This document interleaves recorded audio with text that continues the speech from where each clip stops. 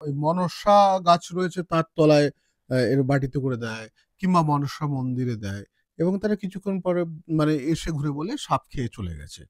সাপ কি সত্যি দুধের গন্ধে আসে? দুধের সাপ আদৌ আসে কিনা তাই সন্দেহ। দুধের গন্ধে সাপ আসার কোনো ব্যাপার নেই।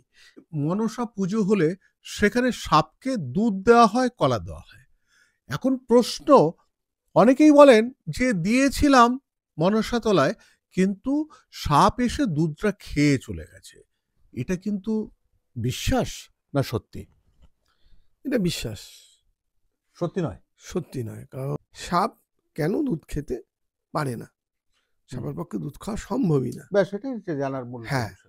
কারণ সাপের যে আমাদের মানে আমাদের মানুষের যে চোয়াল, এটাকে বলা হয় অটোস্টাইলিক জ সাসপেনশন। আচ্ছা। আর সাপের যে জ সাসপেনশনটা সেটাকে বলে স্ট্রেপ্টোস্টাইলিক জ সাসপেনশন। আচ্ছা। এই স্ট্রেপ্টোস্টাইলিক জ সাসপেনশনে কি হয়, ওদের জয়বরটা একটা মজার ব্যাপার আছে। ওরা ওদের দেহের চাইতে বড়, ওদের মুখের চাইতে বড় একটা পশুকে দেখবেন ওরা গিলে খেতে পারে, যে কোনো সাপ তার তুলনায়। আচ্ছা। ছোট্ট একটা সাপ দেখবেন একটা ইঁদুরকে পুরো গিলে খাচ্ছে, এমনও দেখা যায় অজগর ছোটখাটো হরিণকে গিলে খাচ্ছে। কত বড় জটা হচ্ছে কি করে, যে মুখটা খুলছে, বিশাল বড় করে মুখটা খুলতে পারে এবং সেই থেকে গিলতে পারে। কিভাবে গিলছে, এর ব্যাপারটা হচ্ছে যে ওদের যে উপরের যে চোয়ালটা, আমাদের উপরের চোয়ালটা দেখবেন স্কালের সঙ্গে ফিক্সড। ওদের তা নয়, ওদের এই চোয়ালটা আলাদা, স্কালের সঙ্গে ফিক্সড না, সামনেটা খোলা। নিচের ক্ষেত্রেও তাই, এই চোয়ালটা আলাদা, এবং এই সামনে যদি আমাদের ফিক্সড আছে, এটা একটা ইয়ে দিয়ে যুক্ত, টেন্ডন দিয়ে যুক্ত, ফলে বাড়তে পারে, এরকম বিরাট বড় ফাঁকা হতে পারে, এবং এই দুটো জ আলাদা আলাদা হয়ে চলতে পারে। আচ্ছা। দুটো জ ভেতরে ঢোকাচ্ছে, এইটাকে ঢুকিয়ে নিল, পরেরটা এটা বেরিয়ে আছে, এটাকে ঢুকিয়ে নিল, আবার এটা এগিয়ে দিল। আচ্ছা আচ্ছা। উপরেরটাও তাই। এই করে করে পুরো জিনিসটাকে ধীরে ধীরে ধীরে গ্র্যাব করে। এই যে সিস্টেমটা, এই সিস্টেমটা দিয়ে এই যে চুষে খাওয়া, এই জয় সম্ভবই না।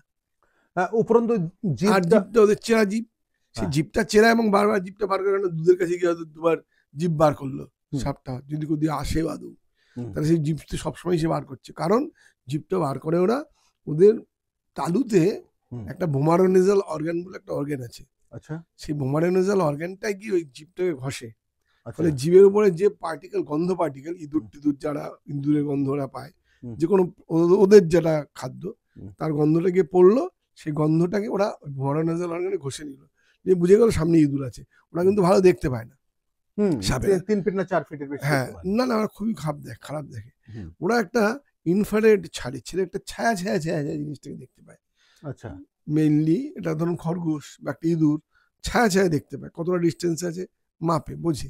আর ওই গন্ধটা ভোমারোনেজাল অর্গানে জিভটাকে ঘষে ঘষে গন্ধটাকে পায়, ওইখানে পায়। তারপর একটা ব্লাইন্ডে ঝাঁপ দেয়, একদম শিওর শট। আমি নিজে সাপকে শিকার ধরতে দেখেছি, পাইথন, অজগর যেগুলোকে বলে। বলছি, এই যে আমরা দেখি আমাদের গ্রামের দিকে অনেকে ওই মনসা গাছ রয়েছে তার তলায় এর বাটিতে করে দেয়, কিংবা মনসা মন্দিরে দেয়, এবং তারা কিছুক্ষণ পরে এসে ঘুরে বলে সাপ খেয়ে চলে গেছে। সাপ কি সত্যি দুধের গন্ধে আসে? দুধের সাপ আদৌ আসে কিনা তাই সন্দেহ। দুধের গন্ধে সাপ আসার কোনো ব্যাপার নেই, কারণ সাপের তো খাদ্য দুধ না।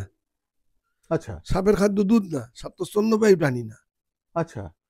সাপ তো সরীসৃপ প্রাণী। হ্যাঁ, সাপ তো সরীসৃপ, সে তো স্তন্যপায়ী না যে সে দুধের গন্ধ পাবে, দুধটা তো খুব অ্যাপিনেট করবে, দুধের প্রতি তার খুব অনুরাগ আছে, এমনটা তো নয়। ফলে দুধের গন্ধ আলাদা করে সে পাবে।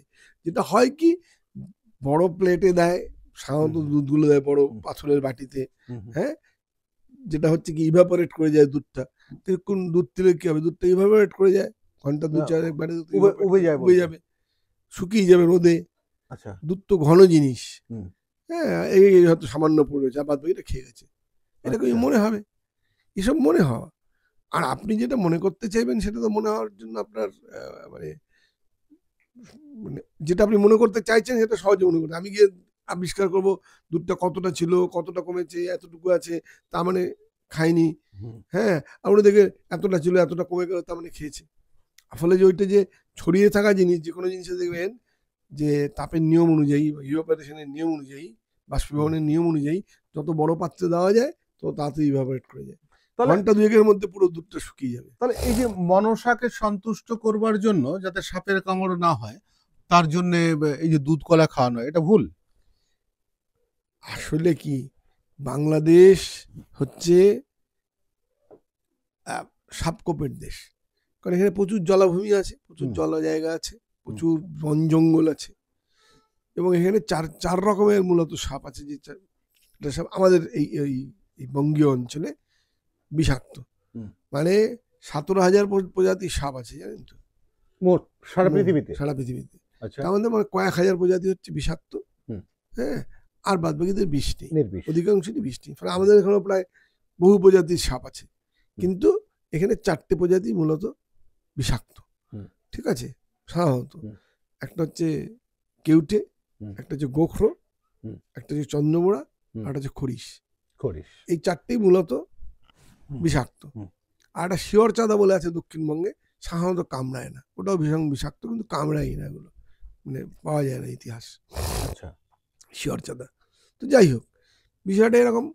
তো আরো 2-1টা সাপ কামড়াতেও পারে, কিন্তু যে কান লাগেনি, একদম কম বিষের সাপ।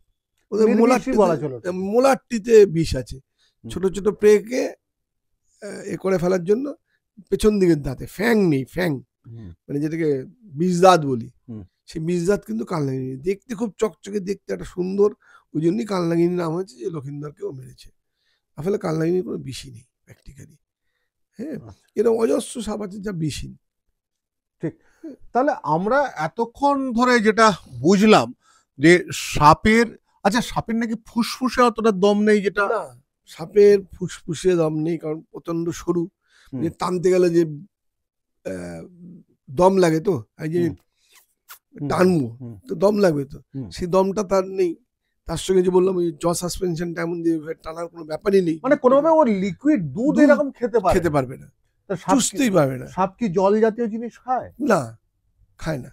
ওই যে ওরা মাংস মানে এটাকে ইঁদুর থেকে খেলো, তার রক্ত, ওইটাই তোর কাছে জল হয়ে গেল। প্রয়োজনে অন্যান্য প্রাণী যেরকম জল খায়, না, ওর দরকার পড়ে না, ওর দরকার পড়ে না, সাপের দরকার পড়ে না। আর সাপ তো 4-5 মাস ঘুমিয়েই থাকে, শীত ঘুমে থাকে। হ্যাঁ, সাপ খুব নিরীহ প্রাণী, জানেন তো, সাপ খুব নিরীহ প্রাণী। ওদের ব্রেনের ডেভেলপমেন্ট অনেক কম, কারণ মাথাটা দেখবেন যখন সাপ যখন গেলে, যদি কোনোদিন সাপকে খেতে দেখেন কেউ, দেখবেন যে একদম চ্যাপ্টা হয়ে, মানে মাথা বলে কিছু নেই, স্কাল। আমি যদি খাই, মানে এতখানি স্কালটা তো দেখা যাবে, আমার মুখে যে জিনিসটা, তারপরে এতটা স্কাল দেখা যাবে।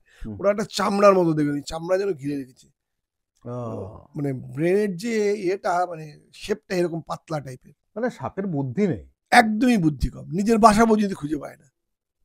যারাই না ওই দুধ নষ্ট করেন, দিয়ে দেন দুধ, অর্থাৎ গরুর দুধটা বাচ্চা খেলে কিংবা রোগী কিংবা বৃদ্ধ মানুষ খেলে যতটুকু লাভ হতো, আপনারা অযথা নষ্ট করেন এই দুধটা। আর যদি আমার কথাটা আপনাদের একটু খারাপ লাগে, তবু বলছি সাপ মারবেন না, আর সাপ থেকে দূরে থাকুন। আর সাপকে এই রকম খাবার দিয়ে আপনি কোনোদিন খাওয়াতে পারবেন না, তো দুধ খাওয়াতে পারবেন না, কলা খাওয়াতে পারবেন না। আমি শঙ্কু রয়েছি আপনাদের সঙ্গে, ইন্ডি নিউজ 24 দেখতে থাকুন। আমার সঙ্গে রয়েছে অপূর্ব মাঝি।